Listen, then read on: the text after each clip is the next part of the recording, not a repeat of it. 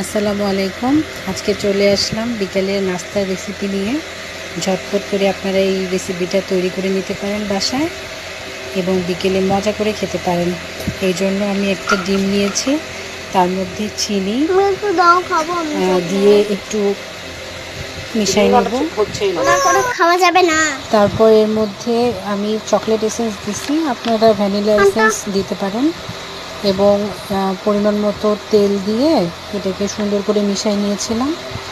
তারপরে আটা দিয়েছি এবং আটাটা অনেক সুন্দর করে মিশিয়ে নিয়ে ব্যাটার তৈরি করে নিয়েছি।